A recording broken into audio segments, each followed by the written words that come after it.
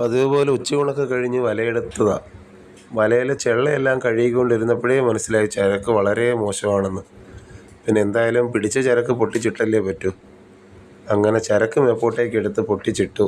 ഇട്ടപ്പോഴാണ് മനസ്സിലായത് ചരക്കില്ല, വെറും ശംഖും കല്ലും മുള്ളും മണ്ണും മാത്രമേ ഉള്ളെന്ന്. ഇപ്പോൾ ഈ കെട്ടുന്ന റോപ്പാണ് നമ്മുടെ സപ്പോർട്ടിന് നമ്മൾ ചുറ്റി വയ്ക്കുന്ന റോപ്പ്. അല്ലെങ്കിൽ ഈ കോടൻ്റെ അങ്ങോട്ടും ഇങ്ങോട്ടും കിടന്നാടും. അപ്പോൾ നമുക്ക് കൃത്യമായിട്ട് ആ കോടൻ്റ് പൊട്ടിക്കാൻ പറ്റത്തില്ല. ദേ ആ കാണുന്ന ചെറിയ വട്ടത്തിലുള്ള മഞ്ഞ റോപ്പാണ് അതിൻ്റെ മൂട്. അത് പിടിച്ച് വലിച്ചാണ് 3 രീതിയിലാണ് ഇത് കെട്ടുന്നത്. അപ്പുറത്തോട്ടും ഇപ്പുറത്തോട്ടും 3 വലി വലിക്കുമ്പോഴത്തേക്കും ഇത് ഓപ്പണാവും. നമ്മൾ കൈ കൊണ്ട് കെട്ടി വെക്കുന്നതും അങ്ങനെ തന്നെയാണ്. അപ്പോൾ ആ കെട്ട് ടൈറ്റ് ആയതുകൊണ്ട് ഇത് അങ്ങോട്ടും ഇങ്ങോട്ടും ആടില്ല. ഇത് വീഴുന്നത് മുഴുവൻ വേസ്റ്റ് മാത്രമാണ്.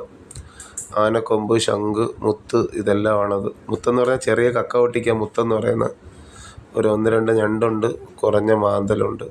വളരെ മോശം.